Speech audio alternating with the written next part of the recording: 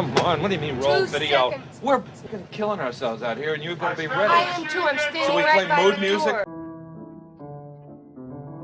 Hello, everyone. My name is Nathan Scott Torres, and this is the Big Picture Podcast, the show where I share films streaming at home and in cinemas. Listen in, as I not only rate and review films, but try to create conversations within the ideas that films present. Please remember to silence your cell phones. Snacks will be provided by your pantry, so grab some popcorn, sit back, relax, and enjoy the show.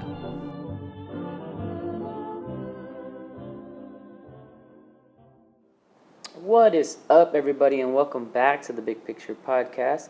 This is episode 76. It's been quite some time since I've been able to put out a Big Picture Podcast episode, but I've got a lot of films to share, so that's definitely the good thing. I've been quite busy, digging my feet into SK Sports. I've been a little bit more consistent with getting my sports podcast out, and I actually have a recording after this episode.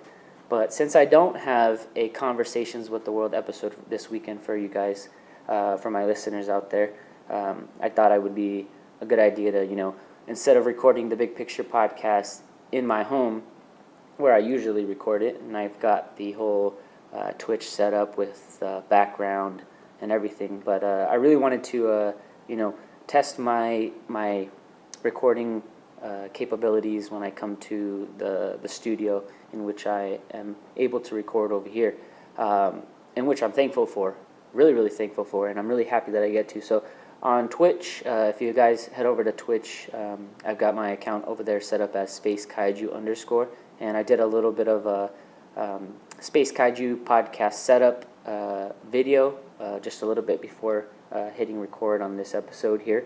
So if anybody wants to see how the setup is going, or how I approach it and set up, and you get to see me listen to music and just kind of get in my zone and be really happy with what I've got here in this little setup.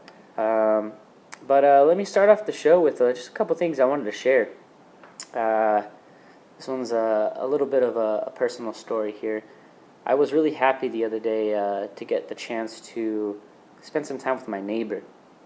And this is actually another thing that I'm kind of unraveling, that I kind of promised myself with my New Year's resolution, is to be a little bit more in communication with my neighbors, because I come to the realization that, you can live somewhere for so long and not even know your neighbors. So, if you're going to live somewhere for a good amount of time, it's really good to know, who's living around you. And I think what has kind of opened my eyes to that is working for Amazon and realizing that everybody has these doorbell known as rings, Ring, that Amazon pushes out. I actually have one for myself. So I just think of it as there's a community on there when you set up your Ring, and it has a range of what kind of notifications you want to get from the surrounding cities around you, and I have it pretty opened up, so I get to see a lot of notifications from the surrounding cities, and you see a lot of things happen. People report things every single day, and there's not really any communication. It's all communication on social media, and I really don't want to veer off too much on the social media connection. I want to tell my listeners that I remind everybody that I'm looking for genuine conversations every single day, because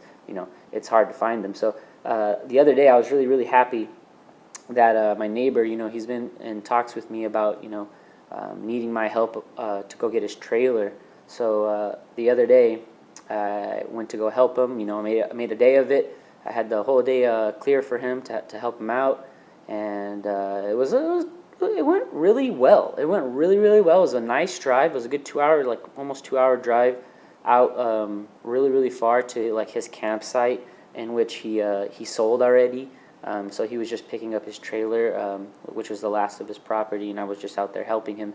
He made it really seem like it was going to be a tough job, but everything went smoothly. There was an older gentleman up there who was really kind and helped us out, and it was really fun. I think the cool thing about it was just having a really good, genuine conversation with my neighbor. He took me to this place where he used to take his family all the time before going up to his campsite. And it was a nice little breakfast place, which had amazing food and nice coffee, by the way. I really dug their coffee. But it was really cool to, like, really just have a good conversation and, talk to my neighbor and doing something that I really don't do too much. I mean, he's actually the neighbor that I talk to the most in a sense that, like, I say hi, like, and have little chats with him on the side before I head off to work or before I walk Emma, my dog. So he's a really great guy, and I really appreciated that. He wanted me to help him, and he actually paid me, and took me to breakfast. So I really appreciate him, and just that time I got to spend with him. He's a great guy, and great conversations, and I wanted to share that with you guys. In kind of transition to that. I've been, kind of pushing my boundaries a little bit, if I can say it that way. I've been trying to learn how to be a little bit more spontaneous. I'm one person who really hates spontaneous things. Like, if someone says, like, 20 minutes before, like, hey, Nate, let's go watch a movie in 20 minutes, I'm, like, unprepared or I'm already doing something. Like, I don't do spontaneous things like that, but I need to really get out of my comfort zone in doing spontaneous things and or just, having genuine conversations with, like, everyday people, kind of what I preach here on my podcast network.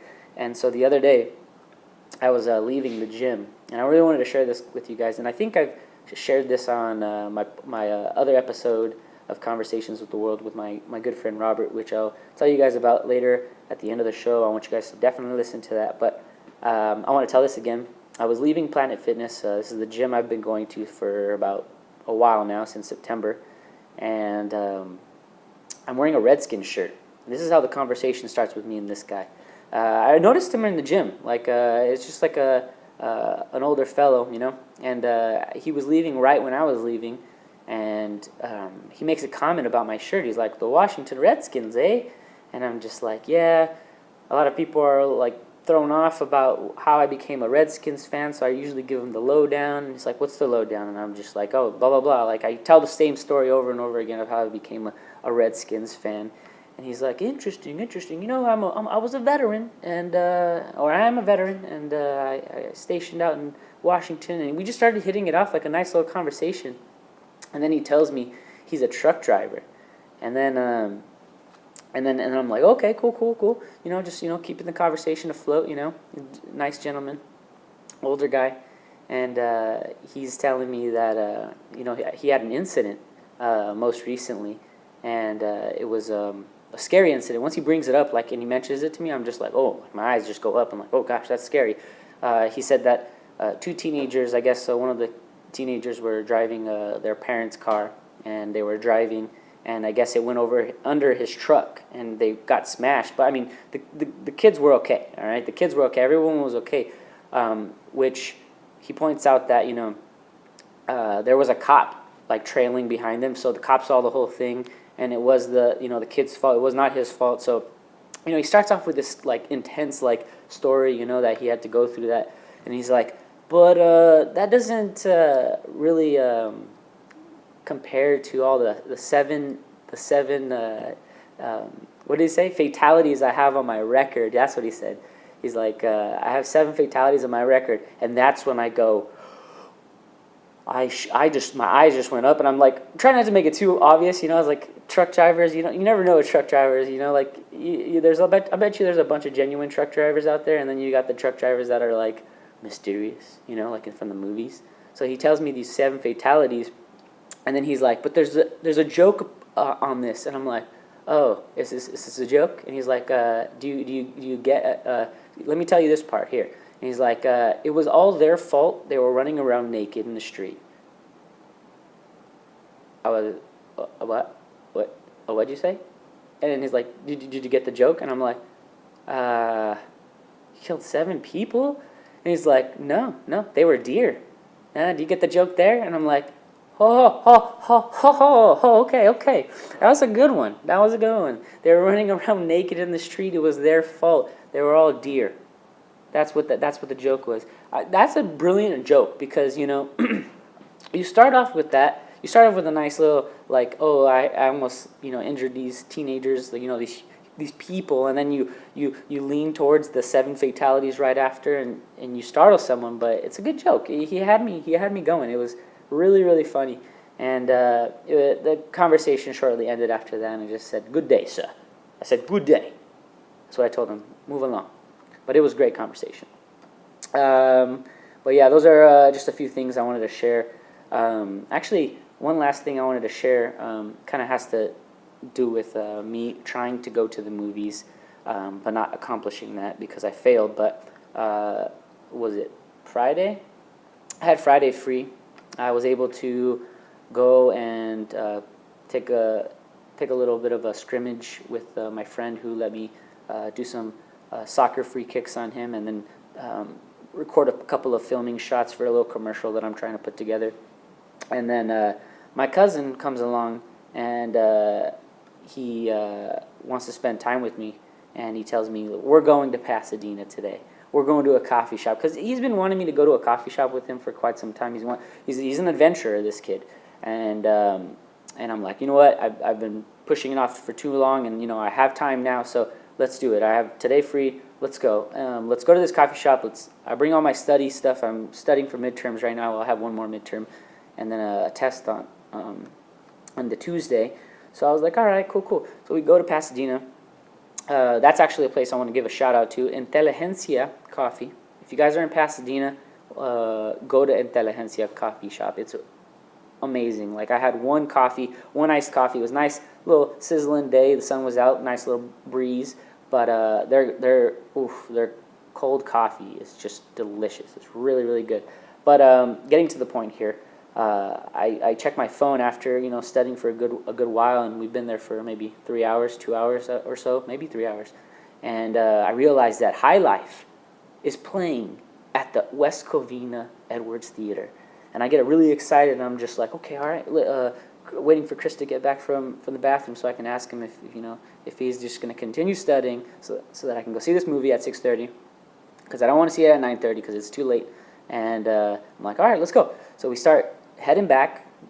Note taken, we took the train. So it was really cool that we got to take the train and bypass all that traffic, that LA traffic. And as we get back to the station, we get into his car. We're driving back to my house so that he can drop me off. We're almost cutting it here. I told him, you're gonna drop me off. I'm gonna get right into my car and go straight to the movie theater.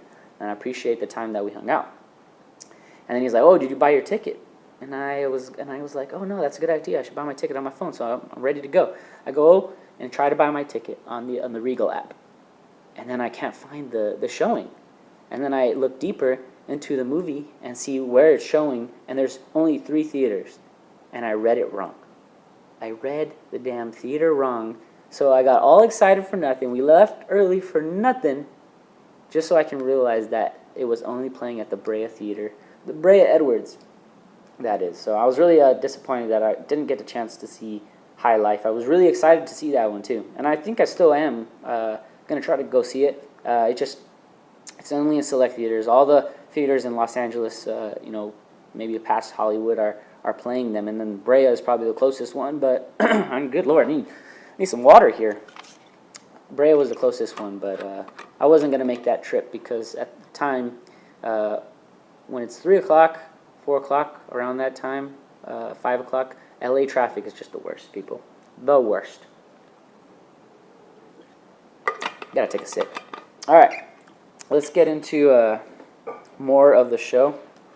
Before we get into films to share, I kind of want to get to the Letterboxd top of the week. If you guys don't know what Letterboxd is, I'd like to remind everybody that Letterboxd is a unique app. It's like merging Twitter, but the film version of it. You get to rate and review and log your films and stay connected with people that you enjoy reading the reviews or comments on films. So it's a really unique app, and on the top of the app, it's got Popular of the Week, so I like to give a a list of the Letterboxd top of the week. So let's start off with number 1. We've got Guava Island. It's a film actually I will be talking about today on the show, starring Donald Glover and Rihanna. We've got Shazam at number 2. Shazam is, I guess it's impressing people. It's caught a couple of years, but more for the younger crowd. We've got Homecoming, which I think eventually, maybe if the Beehive crew, lays a little bit more eyes on it, probably they're going to pass Shazam. They could possibly pass Shazam. I just see it working out that way within like the next hour or two. At number 4, we've got The Perfect Date. I believe that's on Netflix right now. And at number 5, we've got High Life. High Life, a movie that I could have seen, but I wasn't paying attention, as you all heard just moments ago. It's a really popular film. It's really, really cool. Just a little bit of kind of notes on it. Directed by Claire Denis. Starring Robert Pattinson, Juliette Binoche, Andre Benjamin, Mia Goth, Agata Bozek. I could keep going, but I think that's where it starts to lose.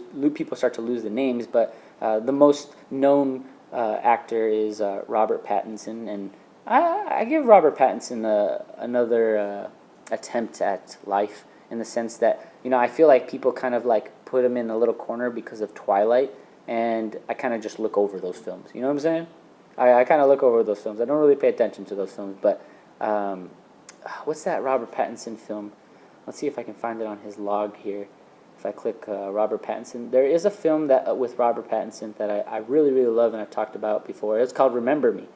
If anybody watches Remember Me, I'm not telling you anything about it. Watch it. You think it's a chick flick, and just watch it. Wait for the end. Just wait for the end. That's what you got to wait for. He is in Good Time, Harry Potter, A Lost City of Z, obviously all the the Twilight series. But Robert Pattinson's, I think, a really good actor, and I think he's got a lot of potential. So, can't wait to see High Life. Let's get to the films to share before I get into Fantasy Movie League. I'll save Fantasy Movie League for last, so I will get into films to share. So I got a long list of films to share for you guys, because wow, I actually didn't even. Oh no, I did record it here. This is bad podcasting here, people. So I'll start off with Guava Island. This is a 2019 film. It was recently released by Amazon. It's an Amazon production. I'm not too sure if it's like Amazon Video production, but it's on Amazon Video. It's a film directed by Hiro Murai. It's not long. It's not long at all. It's a good run time with 55 minutes. So just a little bit of a little synopsis here. A musician designs on pulling off a scheme to rob his way into a good life, which quickly gets him in over his head. So I really like the approach that this film has. And for a short film, I mean, it's a feature film, so it's full length, but for a film with 55 minutes, it starts off with a nice little like introduction story, like a little cartoon with a voiceover by Rihanna. And I think that was really cool that, it broke down a little bit of what's going on this island. So Guava Island is an island known for its I think it's caterpillars that spin these silky webs that that are very popular, and they're used for a lot of cloth. But this guy named Red, he rules this island, and basically he puts his people to work. And Donald Glover, I think he plays Danny, and I think it's a fantastic film because it really opened my eyes to a little bit more of what This Is America is about. It has some of his summertime songs in it, and then it also has This Is America in it. So like if you really loved This Is America and the whole music video, and you got all the symbolism through it, or you maybe even missed a little bit of symbolism, watch this film, Guava Island, and you get a little bit more of this detail behind what I think Donald Glover has been going through lately. I've seen the wave of Donald Glover, and I'm thinking, and this is just my brain, going far off. I'm a big Donald Glover fan. I've been a Donald Glover fan since his comedy. I love his comedy. And then, he became a musician, and he started to get very, very serious. What I want to know is, at what point did they decide that they wanted to make this film?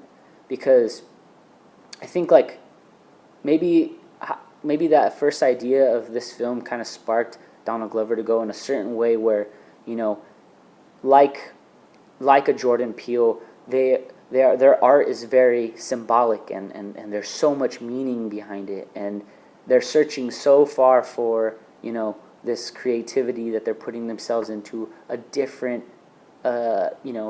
space every single time. You've seen Donald Glover kind of like morph from being on Community, which I've never watched, and it's sad to say that because I never got a chance to watch it. I don't know where it's at, like to stream it or anything like that. Maybe it's on Hulu, maybe. But his comedy is what got me. His music has always inspired me. But now, seeing him in this film, and he's been in a couple of films, with Star Wars. But he's just someone that you got to really keep an eye on because he's an artist that is telling more. He's telling more than meets the eye, whether or sound. Whether it's the music, the lyrics, the visuals of a film. I loved this film. I think it's definitely heart wrenching. It gets your heart bumping. But it's good. It's really, really good. This is Guava Island. If you'd like to see this film, it's streaming on Amazon Video, like I had told you. I think Rihanna does a fantastic job in this film too. I give her praise because I didn't see her in the other films that she was in. I think she was in the most recent reboot, the gender flip version of Ocean's 8. I forget what it is, but it is Ocean's 8. But Rihanna, I think she does a fantastic job, and I like the chemistry between Donald Glover and Rihanna. But I think I'd leave it at that. I give it a 4 stars and a nice little heart on the old letterbox there. So I really loved it. I think everyone should go see it. The next film that I'm going to share, I'll really keep it short on this one because, I think it's all about preference, and I think the thing that led me to this film was the art style, the animation style, because I really love stop motion animation. I think they kind of took this approach in this film, and this film is Missing Link, directed by Chris Butler. It's a 2019 film. We've got the charismatic Sir Lionel Frost, considers himself to be the world's foremost investigator of myths and monsters. So we've got Mr. Frost, played by Hugh Jackman, so you kind of get the voice acting of Hugh Jackman there. Trouble is, none of his small-minded, high society peers seem to recognize this. Hoping to finally gain acceptance from these fellow adventurers, Sir Lionel travels to the Pacific Northwest to prove the existence of a legendary creature known as the Missing Link. So it's a pretty good adventure animation film, in my opinion. I think if you have a young child, I think this is the perfect film for them. I think it shows what is possible when you set your mind to it. I think Hugh Jackman really gives Mr. Frost a really good character. Even when you first see him, like the first damn scene you see him in, like he is just this. You can tell he's like an Indiana Jones guy, like he's untouchable. Like I think it's this scene. I'll describe it a little bit because it's in the beginning, and they're looking for the sea creature, and just to take a photo of him, and he's doing all these flips, and he has to save his right hand man. It's a unique film. I really liked it, and we've got Zach Galifianakis as Mr. Susan Link. He's the voice of the Link, the missing Link. And I think he does a fantastic job, too. I really don't hear Zach Galifianakis. Like, I didn't hear it. Like, at first, I'm just like, where is this Zach Galifianakis? Like, I got lost in this character, which was really cool. And I'm really glad I saw this one. I went to go see this one by myself. It was a nice animated film. I think I had to use the restroom, like, once, so I kind of missed just a tad bit of what was going on. once Mr. Susan Link, got back to where the destination is. I don't want to give anything away, but it's a good film. Some of my peers here on Letterboxd have given it a 4.5 star, 4.5 star, and a 4 star. What did I give the old Missing Link? We got it a 3 star. But I gave it a like. I think there's a little bit more that goes into that. Let's see. Why did I give it a 3 star? I feel like this would be a 4 star for me. I'm going to have to change that up. And my reason for that being is because I realized this other character that we got here. Let me name her here. Her name is Adelina Fortnite. This is the character that gets introduced a little bit later in Mr. Frost's life, and he's head over heels for her. And I just could not picture whose voice this was, because I kind of went in blind. I sometimes like to go in blind into films, like not know the whole cast so that I'm surprised, and I just couldn't figure it out. Like, who's the voice of this, like this Adeline Fortnite character? And then I finally see the IMDb later on. It's Zoe Saldana. How could I remember I saw her in the commercials and stuff like that. So it blew my mind, that I think, like, the thing that I really like about animation films, and when it comes to voice actors, that you totally lose foresight of who these voice actors are, and they kind of get a chance to become a whole new character, which I love. I love that in films. So yes, this is The Missing Link. I'm changing my my star rating to a 4 because I really liked this one, actually. This is like a film that I would probably buy later on when it comes to the streaming services. Streaming services, not surfaces. No such thing as streaming services, Nathan. All right, moving on to the next film. I won't spend a lot of time on this one for sure because this is a throwback here, which I did not log on my darn Letterboxd, so I have to search it. So we're heading over to, we'll go here, like boom, I'll just add it real quickly. So moving on to the next film, and like I said, I won't go too far into this one because this is a classic film that I just enjoy watching, and I think it was on Netflix that I got to see this most recently, but this is Starsky and Hutch. This is Ben Stiller and Owen Wilson. I just always loved this film. I think it was a really cool film to, kind of go back to and kind of see. I think with me, when it comes to, rewatching films of my past and, that give me the nostalgic factor of being a kid again. I mean, obviously this is a remake, so I wasn't really too big of a fan of the Starsky and Hutch back in the day. But I was a big fan of, like, the game that there was for the PS2, so that's kind of how I got introduced to Starsky and Hutch before coming across, this film that was dropped in 2004. I just really like it. It's a funny film. I think when it comes to Ben Stiller and Owen Wilson, I love their combination of comedy, and I just like how exaggerated this film is. Way exaggerated towards the beginning, when Ben Stiller is, or Starsky is chasing after a vigilante, and he's just so exaggerated and running like. It's just so funny that I love Ben Stiller's exaggeration in this. It's really, really good. I give it a 4 star. Yeah, no, 4.5 star for Starsky and Hutch. Like I said, when you rewatch these films, you kind of get, you can kind of pay attention to the things you've missed over and over again. So I kind of get to critique it over and over again. So I kind of see where there were lazy slip-ups, but it's a classic for me. Classic film. So I'll leave it at that. Let's see. There's 3 films. I don't really want to, keep this podcast too long because I know there's not a lot of people who just listen to me ramble about films here by myself. I know most of the listeners out there listen to when I have, guests for sports, but I'm trying my best here. I love what I do, so I'm going to keep it going here. The next film that I'm going to talk about is Jonathan. This is a film that was just dropped on Netflix. It was released in 2018, though. I'm sure Netflix was probably holding on to this for quite some time before they, wanted to release it. With a runtime of 101 minutes, directed by Bill Oliver.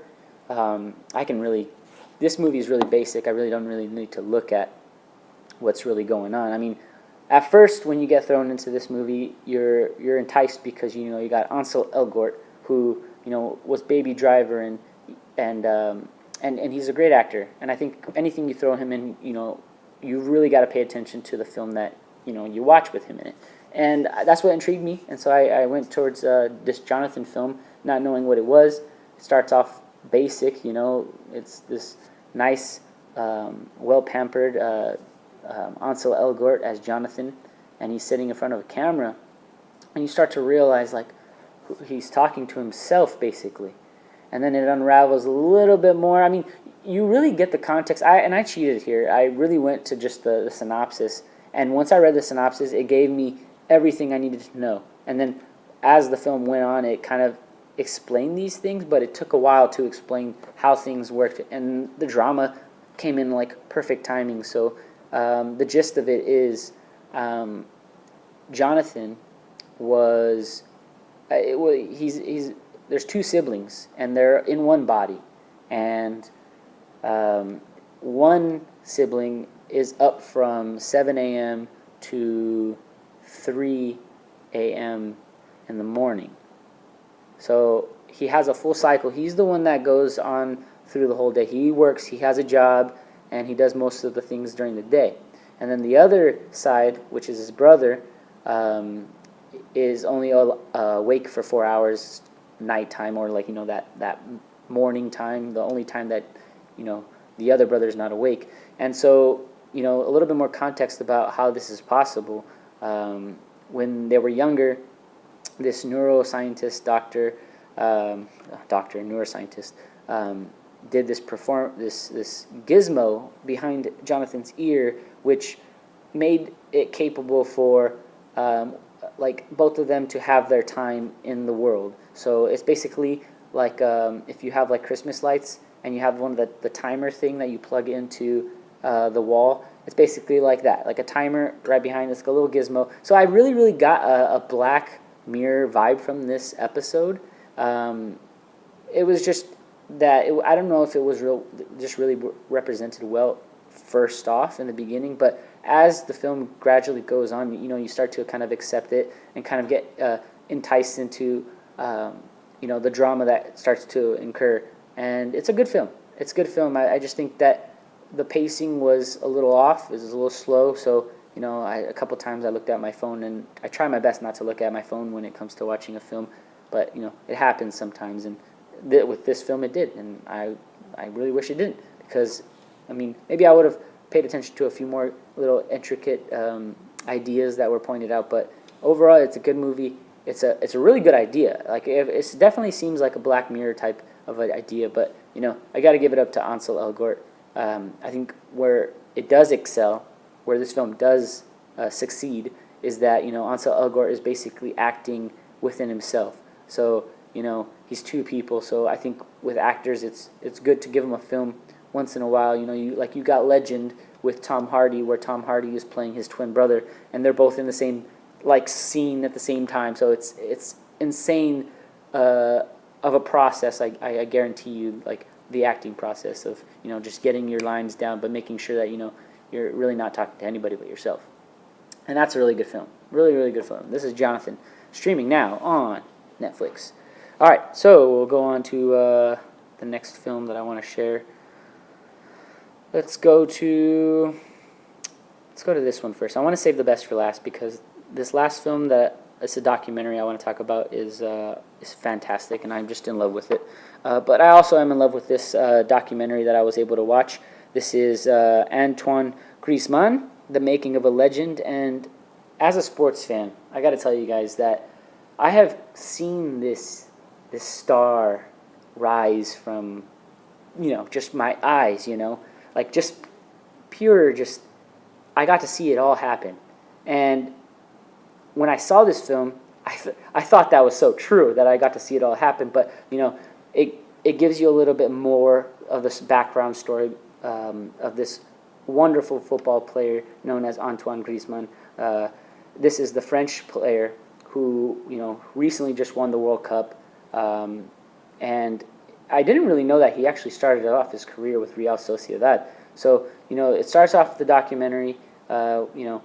as a young lad, and he gets into, the sadness that, I can kind of see being very, very depressive, in the sense that, like at a young age, at 14, he had to make the decision to leave his family so that he can go on to his footballing ventures. And when you sacrifice your life in football, which I really wish I could have done, shoulda, coulda, woulda, but to become like a star player, you have to sacrifice your life. You have to give your life to a soccer club and start really very, very, very young. And it shows the struggles that this young football player went through, this young Antoine Griezmann, and then it follows his career towards Atletico Madrid, which is the team that he plays for now, and that's kind of where I got my start with knowing who Antoine Griezmann is.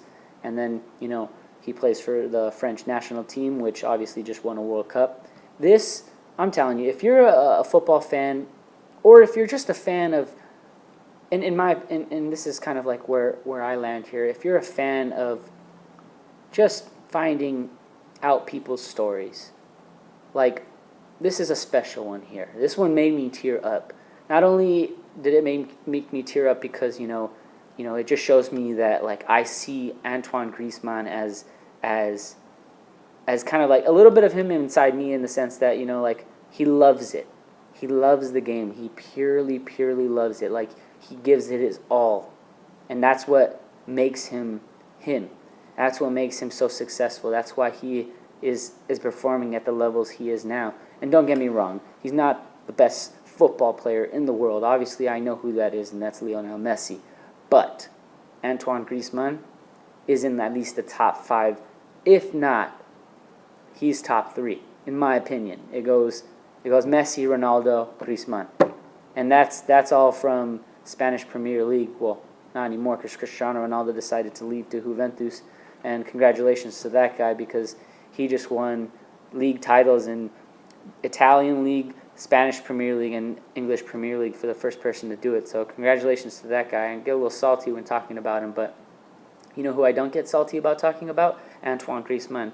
This man, he is genuinely a football player. He's the most unique story, in my opinion. Like, I dig it. And the other thing that really got to me, where it started to get really emotional, was during the World Cup there were those bombings in that area. I think it was was it Germany, Alemania? I don't remember where the bombings were, Paris or something along those parameters. But it showed the effect that had on the French team, and just so much trials and tribulations the French team has gone through, and I knew it. I knew that France was going to win the World Cup. It was meant to be, just the squad that they have, and the trials and tribulations that now I see with this documentary that had kind of opened up my eyes. But this is just really just a passion film documentary for me, and I just really wanted to share it with you guys because I think it's really, really special. If you can kind of see the massive enthusiasm in a human being in the art form, the sport, the anything that they partake in, it's beautiful to see that enthusiasm. So I see it in him. I mean, there's talks and rumors about him being, like joining Barcelona. At this point, I don't want him to join Barcelona. I want him to stay in Atletico Madrid. I think that's what will keep him as genuine of a player, and he knows it. He knows it. I got that from this documentary. I think there was a lot that I can take from this documentary, but seeing that he has a passion for the Atletico Madrid fans, it's like no other. Like that's the dream right there. That is definitely the dream. If you're a football player and you're the best football player on your team, and you have all the fans all at your disposal and support, that's all you freaking need right there. Antoine Griezmann, that guy's got it all right now. He's on top of the world. All right, let's get down to the last film that I want to share here. This is a documentary called The Creative Brain. All right, and here's a quick quote that I wrote down right away. I gave it 5 stars on Letterboxd, people. I gave it a nice 5 stars, and I loved it. I think in my opinion, I think every human being should watch this movie, this documentary on Netflix. But most importantly, if you're a creative person, if you're an artist, if you're an athlete, if you're a creator, just a person who wants to create for the future, you need to watch this. This is very important. I'm just so enthusiastic to share this one with you guys because there's a quote that I wrote down here, and there's kind of like a process and kind of thing that I've been going through in my most recent time right now, where I've kind of been a little bit more positive. The gym has been helping me out, and I'm kind of trying my best not to be ignorant to knowledge. I understand that it's tough to say this, but I have to say it. And there's moments in my life where I'm pretty ignorant, and I see it. And I want to let people know that, it sucks, when you realize that, you're being ignorant and, you push things away. And that's just not what I'm trying to do anymore. I'm just trying to expand my horizons. I'm trying to push my borders. I'm trying to expand my knowledge in any way I can so that I can, get out of this hole I think I'm in.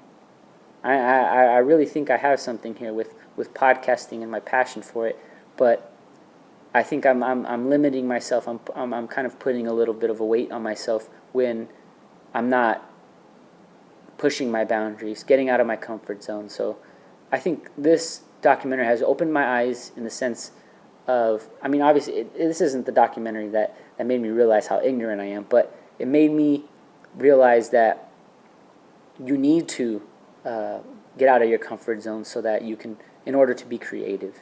There's just so much things that you can take from this documentary. You got the narrator and the man who leads the documentary. I believe let's see, can I get his name here? There's actually no information on this film on Letterboxd at the moment. But oh wait, let me check IMDb.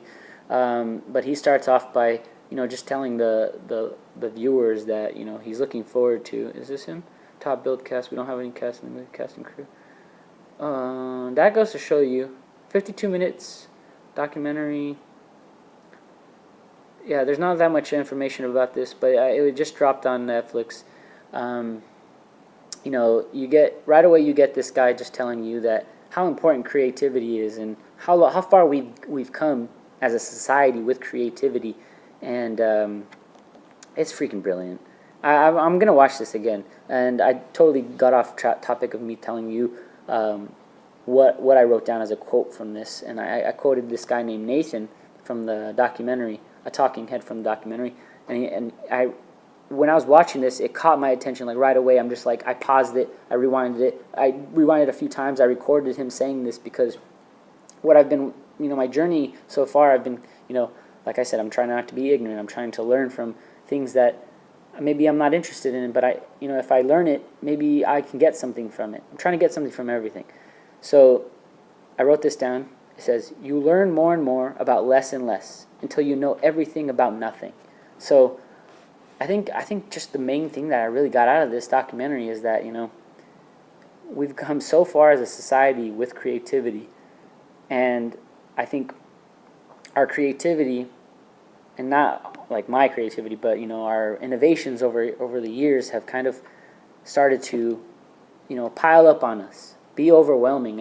I think it becomes overwhelming in the sense that our creativity has taken us so far with innovations that it's overwhelming. Now it's hard for people to be creative, but this is the documentary that will open your eyes to that and to remind you that you are capable of being creative. So I'm not going to say anything more about this, but I'm ending this Films to Share segment with this one because I really, really want anybody who is willing to watch this movie to go watch it. It's on Netflix.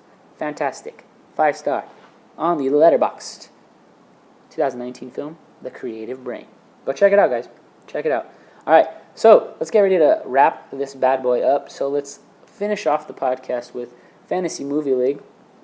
For all of you who don't know what Fantasy Movie League, it's a fantastic website you can head over to, or if you have Android or iOS, I believe they have the app for Android, but definitely have it for iOS. And this is Fantasy Movie League. If you're familiar with the fantasy sports term, this is just bringing fantasy sports to the theater and making it very competitive. So you can make your selections of what's going to happen in the box office. You start off with only a max level of $10,000. All the films have pricings on them. The most popular film of the weekend would most likely be the most costly on your little price range. So you only have a certain amount of money to spend on your selection. So just to give you a little bit more of a context here, I have my own league for the listeners here on the Big Picture Podcast. Anyone is welcome. If you go to Fantasy Movie League, download the app, make a profile, join League of Kaijus. Password is podcast143 to join. There's nobody in there. It's just me. So my rank in my league this week is rank 1 because it's just me. I grossed 70,000. 70 million. 7 mil. And if I head over to my other 2 leagues that I'm in, actually, I was only in 2 leagues. The Fantasy Movie League, so the people who created the app have their own league, so I joined that one. My rank in that bracket there was 7,140, so I really didn't do too well in that league. I picked 2 copies of La Llorona in the little movie, Missing Link. I have no idea what that movie is. I just didn't do well. But I did join a new league only because it was being promoted at the time that I could win some 10 grand if I won, but I didn't. I ranked 1,922 out of a lot of people, actually. A lot of people played this one, and this one's called Box Office Beatdown. So the perfect Cineplex for that, the person who got the max out of their money was Shazam, and then all across Captain Marvel. So it looked like a lot of people just went to go see Captain Marvel this weekend. You know, I think that one's still making a lot of money. So, I mean, I probably didn't do any justice to explain the Fantasy Movie League, but I always try. I always try to spread the word there on Fantasy Movie League because I think it's a fantastic little game for film heads. So definitely check it out. That actually wraps up the show, the Big Picture Podcast, episode 76. I appreciate anyone who has gotten this far in listening to me speak. Check out all the films that I shared that, you know, catch your attention, of course. But I also would, before I close out the show, I'd like you to check out the latest Conversations with the World episode. It was last week's episode with my good friend Robert Smith. I think it was a fantastic episode. We got a lot of positive conversation. We went over the Nipsey Hussle situation again because my good friend Robert is from Crenshaw, so he had to, you know, kind of confess and spill the beans on some stuff that, you know, he wanted to get off his chest. So I really think that if you guys can give it a chance, listen to that conversation. Lots of positive conversations, and it was good catching up with my good friend Robert Smith. Closing it out here, make sure you head over to Twitter to stay up to date with any posts that I post, and that is at spacekaiju, PROD, so that's production short for short. And then on Instagram, spacekaiju podcasts, if you want to keep up with anything live stream, I'll live stream from there from once in a while on the Instagram. I'll post anything on there, bigger posts of any show, nothing little like the Big Picture Podcast. I usually just send out the show, and whoever listens. On Twitch now, actually kind of want to rant a little bit about something there. Make sure you check out my Twitch, spacekaiju_. I've got a nice little thing going there. I got to change up my schedule. You know, I don't play video games too much, but when I get a chance, I like to play this brand new game called Dreams. I'll leave it there. That's it. That's all you get. So check out my stream so that you can check out Dreams. It's a new game that me and my friends have been playing where we get to create stuff, and it's endless possibilities. So I'm excited. I'm really excited to show everybody about that. If you have any trouble finding anything, you can go over to spacekaijuproductions.com, and there's links, podcasts, everything goes up on there. That's my website that I hope to build to perfection. So, and that kind of, wraps up the whole show. And so whether you listen to the show on iTunes, SoundCloud, or YouTube, or the live stream, thank you, Twitch viewers. I don't know who is in here, but thank you for listening, and I'll catch you on the next episode.